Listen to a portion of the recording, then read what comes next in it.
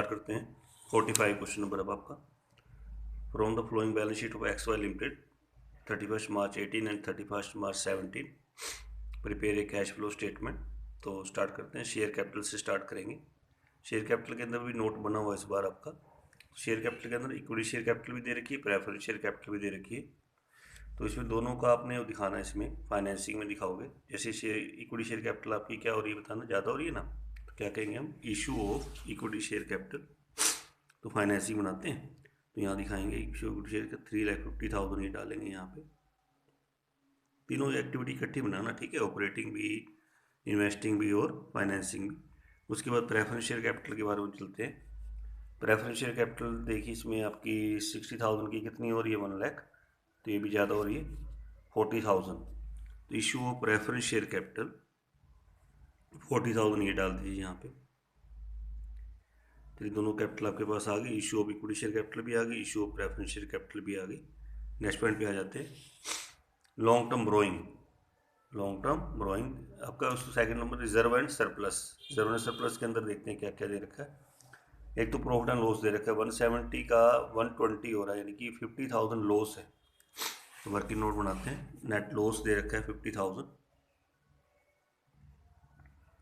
Bracket लगा देना, net loss है प्रॉफिट की जगह। उसके बाद जनरल रिजर्व, इसमें वैसे तो हम ऐड करते थे पहले, लेकिन इस बार जनरल रिजर्व ना हमारा कम हो रहा है। देखिए जनरल रिजर्व आपका 70,000 का कितना हो रहा है, 50,000 हो रहा है। तो इसको भी माइनस करेंगे। जैसे अगर जैसे आपका जनरल रिजर्व ज़्यादा हो तो क्या होता है, ऐड होता है। ऐसे ही जनरल रिजर्व हमारा ये क्या हो रहा है, कम हो रहा है, तो इसको माइनस करेंगे, लेस वाली आइटम बन जाएगा, इसी के अंदर करेंगे लेस जनरल रिजर्व 20,000, क्योंकि ये कम हो रहा है, डिफरेंस ही लेंगे, ये माइनस में चला गया। ठीक है, एक तो नेट प्रॉफिट और लॉस ले लिया, वो भी लॉस है, और दूसरा जनरल रिजर्व भी आपका क्या हो रहा है, कम हो रहा है। नेक्स्ट पॉइंट पे आ जाते हैं, लॉन्ग टर्म बोरोइंग नंबर 3 है। तो लॉन्ग टर्म बोरोइंग में नंबर 3 में देखते हैं क्या दे रखा है। इसमें डिवेंचर दे रखे हैं, और डिवेंचर आपके हो रहे हैं कम। देखो 2 लाख के कितने हो रहे हैं, 1,80,000 के डिवेंचर है, कम हो रहे हैं ना। तो बोलते हैं redemption of debenture, redemption of debenture. तो 20,000 ब्रैकेट लगाना, ठीक है। और मैंने कहा था जैसे आप लॉन्ग टर्म बोरोइंग वाली आइटम देखते हो तो इसका इंटरेस्ट भी निकाला करो, ठीक है। अब नीचे इसके बारे में कोई इन्फॉर्मेशन नहीं आई कि कब डिवेंचर कम करेगा, कब रिडम्पशन करी। तो मैंने आपको कहा था फिर हम स्टार्टिंग वाले के ऊपर निकालते हैं। स्टार्टिंग में डिवेंचर के बैलेंस कितना दे रखा होता ना, 2 लाख दे रखे ना। तो 2 लाख के ऊपर आप 2 लाख का क्या रेट दे रखा है, 10%। 2 लाख का 10% कितना होता है, 20,000। तो इंटरेस्ट पेड की अर्निंग कितनी बार करते हैं, 2 बार। एक बार तो ऊपर ऐड करेंगे यहाँ पे 20,000 ऑपरेटिंग में, नेट प्रॉफिट बिफोर टैक्स के नीचे, और दूसरी बार फाइनेंसिंग में क्या करते हैं, लेस करते हैं। तो यहाँ 20,000 आप क्या करना, माइनस कर देना। ये आपका क्या बन गया, interest paid on long term borrowing, ठीक है। नेक्स्ट पॉइंट पे आ जाते हैं। अब ये साइड मैंने कंप्लीट कर दी है आपकी सारी। अब एसेट्स में आएंगे, फिक्स एसेट्स है तो 5 लाख बैलेंस दे रखे, आपका 7 लाख है। और नीचे एडजस्टमेंट दे रखी है मशीन की। तो मशीन किसका पार्ट है, फिक्स एसेट्स का, यानी इसमें फिक्स एसेट्स अकाउंट बनेगा। उसमें बुक वैल्यू थी मशीन की 80,000, उसको सोल्ड कर दिया कितने में, 50,000 में। तो ये बस स्टार्ट करते हैं। Fix assets account opening balance 2 में आएगा, क्लोजिंग बैलेंस कहाँ आएगा, बाय में आएगा। तो उसने कहा कि 80,000 की बुक वैल्यू थी मशीनरी की और सोल्ड कर दी 50,000 में, तो बाय बैंक 50 और बाय लॉस 30 हो जाएगा, ठीक है। तो अब इसका टोटल करेंगे, 7,80,000 हो गया। यहाँ भी हम लेंगे 7,80,000। तो ये हमारी परचेज आ जाएगी, टू बैंक परचेज, और ये परचेज हमारी निकल के आएगी 2,80,000 की, ये परचेज आ जाएगी। अब परचेज को तो हम कहाँ दिखाते हैं, इन्वेस्टिंग में, purchase sale, purchase of fix assets. तो परचेज हमारे पास आ गई 2,80,000, और जो सेल अभी दे रखी थी, ऊपर निकाली थी आपने सेल, वो थी 50,000 की सेल। वो आप इसमें डाल दीजिए। कौन सी एक्टिविटी में डालते हैं इसको हम, cash flow from investing activity, cash flow from investing activity, cell purchase.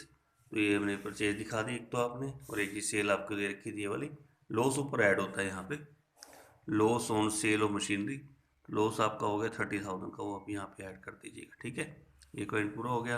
अब फिक्सेड्स के बाद हमें दे रखी है इसके बाद इन्वेंट्री। तो इन्वेंट्री हमारे पास हो रही है 210 की, हो रही है 250 ज़्यादा हो रही है।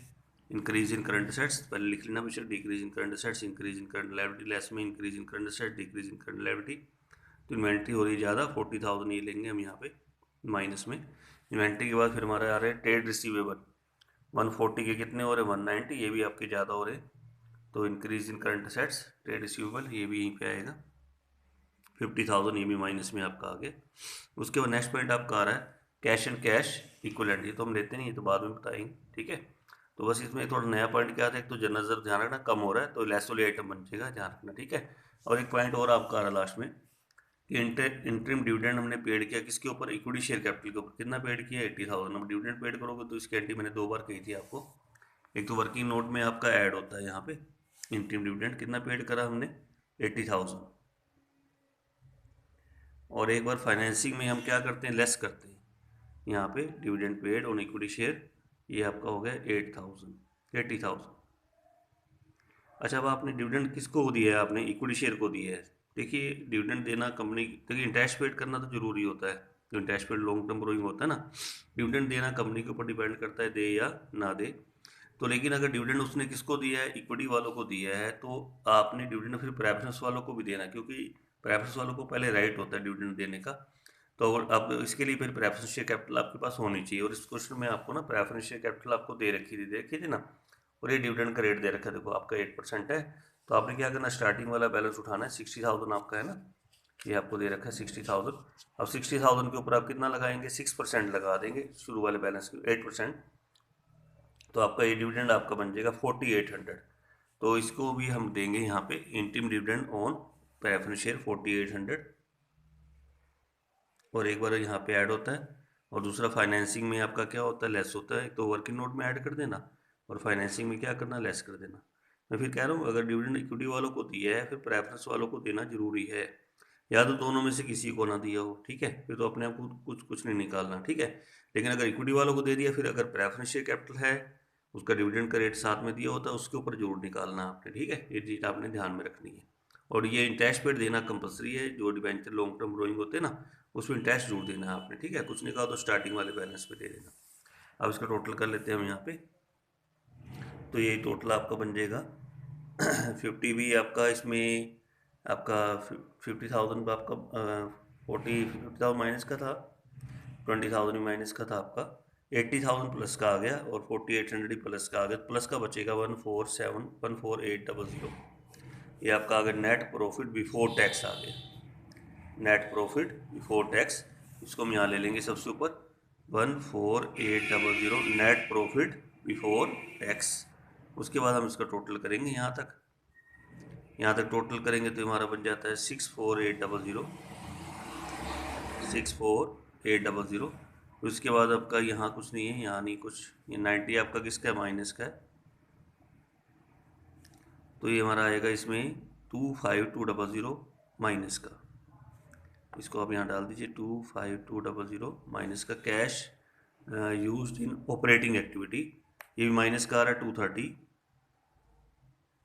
यहाँ पे 230 किसका दिखा देंगे, माइनस का cash used in investing activity. तो इसके बाद ये आपका करेंगे टोटल, तो ये हमारा आ जाता है 265,200 प्लस का आ रहा है, तो यहाँ पे 265,200 लेंगे। अब तीनों को हम क्या करेंगे, ऐड करेंगे, तो 10,000 बचेगा आपका, जिसको क्या बोलते हैं हम, net increase in cash and cash equivalent. फिर अब देखते हैं इसमें ओपनिंग बैलेंस कितना दे रखा है कैश का, जो मुझे इसके अंदर ऐड करना है। तो opening balance cash and cash equivalent दे रखा है 50,000 दे रखा है सबसे लास्ट में, कैश एंड कैश इक्विवेलेंट। तो अब इसको ले लेंगे 50,000, इसके अंदर क्या करेंगे, हम ऐड करेंगे, तो ये हमारा निकल के आएगा टोटल नीचे 60,000 आ जाएगा। क्या लिख के ऐड करेंगे, cash and cash equivalent at the beginning, क्या निकल के आएगा, cash and cash equivalent at the end, आपका निकल के आएगा, कितना निकल के आएगा, 60,000 आपका आ जाएगा। तो ये क्वेश्चन था। नेक्स्ट क्वेश्चन स्टार्ट करते हैं।